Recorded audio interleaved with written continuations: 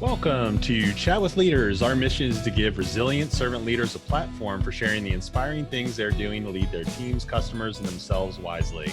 I'm today's host, Jeff Bond with AppBerry, where we build custom web and mobile apps, and I'm incredibly proud to introduce the president and CEO of Atlanta Community Food Bank as today's guest, Kyle Waide. Kyle, welcome to Chat with Leaders. Hey, great to be with you, Jeff. Thanks for having me.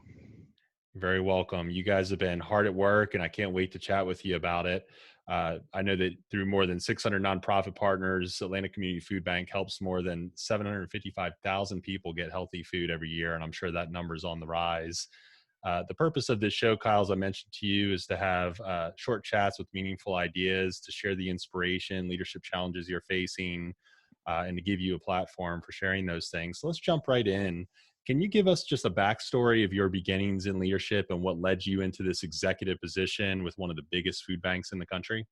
Sure. So I would say my background starts with being a public school kid from Mississippi. You know, I grew up alongside a lot of kids who struggled with food security, who lived in pretty challenging circumstances.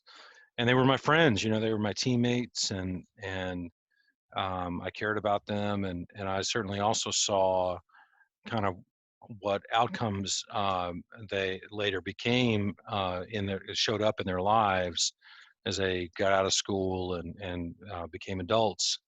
And so that's part of the formative experience, is just to see that too many of the kids growing up in our country really don't have opportunity to get ahead and need access to more opportunity. As a In terms of career, the sort of first part of my career was spent in the nonprofit world. I was a core member with Teach for America and taught school in Compton, California for a few years, and learned a lot about some of the challenges that the kids in that community faced, not only with food, but for broader opportunity to be successful.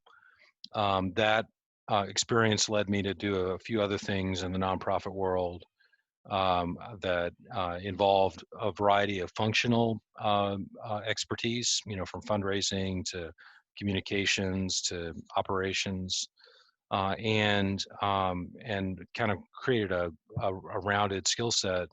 I took a detour for about 7 years and worked in the private sector with a great company here in Atlanta, the Home Depot, both in kind of corporate social responsibility roles and as an operator. I was actually a store manager for Home Depot. And that also kind of gave me a variety of experience in the sort of communication and external affairs space, as well as an operator of a $40 million business. And then when the opportunity came up to come to the food bank, it was this unique opportunity to combine my kind of operational background, my business and leadership background with the nonprofit experience and my mission orientation, thinking back to those kids who I wanted to create more opportunity for. So it was a great opportunity, and I'm really thrilled that I'm doing what I'm doing. Well, I'm thrilled to have you doing it too. You've had such an incredible impact on the organization in Atlanta, and such a great story of shared mission and purpose, and marrying that with gifts that you have that you've honed through corporate and nonprofit. And really, the success is evident. You guys recently moved into a massive 340,000 square foot facility on the west end of Atlanta. Can you tell me a little bit more about why this new facility was built and how this has increased your capacity and ability to serve the Atlanta community? Sure. So a few years ago, I think we were doing strategic planning, and we aligned around a goal to really dramatically increase our output to the community and to provide more food to people in need. We quickly identified that we did not have the infrastructure to really support that kind of growth. And in particular, we did not have a facility that would support that kind of growth. We knew that even though at the time we were in a great economy um, that was helping to reduce levels of food insecurity across our region, we also anticipated that there would be a downturn at some point. Not sure what the catalyst would be, but we knew there would be a downturn. And so we began planning for a building that would allow us to increase our output as part of responding to a downturn and having the capacity to do that in a new building. Um, Flash forward, 3 years and or 2.5 years, and we moved into a new building on March 2nd. Um, that is dramatically different. As you mentioned, it's 345,000 square feet. We have 70,000 square feet of refrigeration space, 35 dock doors. It's just a totally different footprint than what we had been operating with. And a week after moving in, basically the world changed.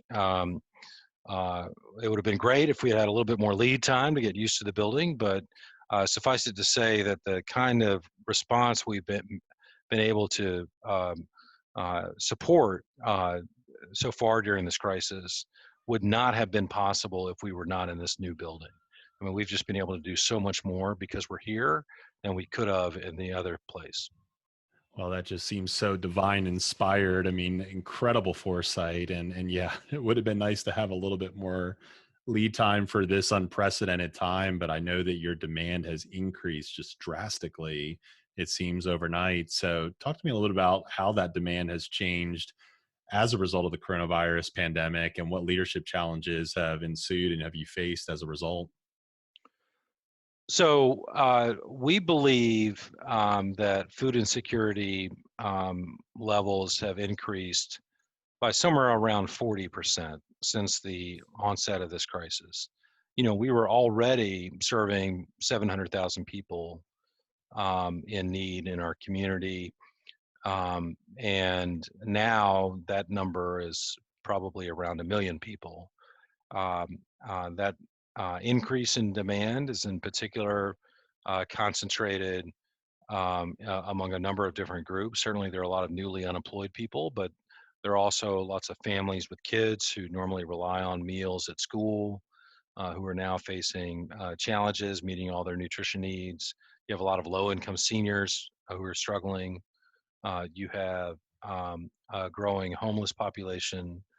And in many ways, while there are people who are newly food insecure, we think the growth in food insecurity is disproportionately affecting those communities who were struggling already before this, right? So communities of color, the groups I mentioned a moment ago, low income workers across our region, those are the people who are most impacted, who had the greatest level of vulnerability prior to the crisis. And now that that's here, you've seen that vulnerability turn into real need and in many cases, desperation.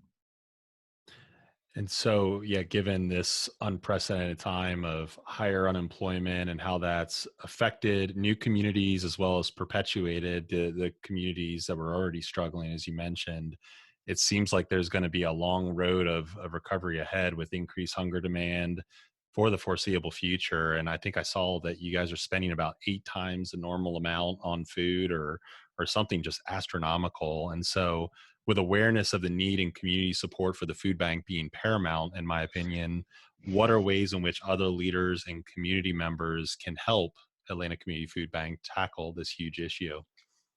Yes, so thanks for that question. It's important to know that the food bank, in response to that growth in need, has dramatically increased our distribution of food. So we're now distributing 2 million pounds of food a week, and that's up around 40% or more from what we were doing prior to the crisis. To achieve that, we've had to invest in a lot of additional capacity. We're we've got more trucks on the road, we've got more staff, we're working longer hours, and in particular, we're buying a lot more food, right? We're spending hundreds of thousands of dollars every week to buy food, a lot more than we used to. So we need financial support to sustain this for the long term. People can do that at our website, acfb.org. It's right there on the homepage. You just click donate and it'll take you a few seconds. And know that when you do that, we're going to be able to translate every dollar you donate into close to 4 meals for people in need across our community. It's a great impact for every dollar. So I encourage people to do that. And how is it going with the volunteer community and the ability for people to serve in your product rescue center? I've done that several times with Ricky Steele's Technology Cares, Technology Shares. It's such a great energy and great community of volunteers. And we've been missing it. We're anxious to get back. When can we do that? Well, we have so many great volunteers. We engage about 30,000 volunteers a year. We closed our facility to outside volunteers as part of reducing the risk of infection for our staff. As we got into this, we're thinking about our plans for reopening the facility to volunteers, but we haven't done that just yet. We hope to do it in the near future, and we'll let the data and the science guide us on when it's safe to do that. In the meantime, people can certainly go to our website, acfb.org, and click on the Find Help button to locate pantries around the region. And we encourage people to connect with those pantries and volunteer at those locations. They need more volunteer capacity. I'm sure you can find one in your local neighborhood, your local community, and somewhere that's convenient for you to get to. And you can make a big difference volunteering there as you wait for opportunities to come back to the food bank to help out. Well, those are incredible resources and advice, and it seems like you're making the prudent decisions to let science guide you in the opportunity to bring volunteers back. So, when that happens, we will be there with bells on, and we'll be excited to get in the front lines with you. Kyle, as we forge ahead faithfully through this pandemic and we move into the recovery phases, what advice would you have for leaders in general in terms of what to focus on now?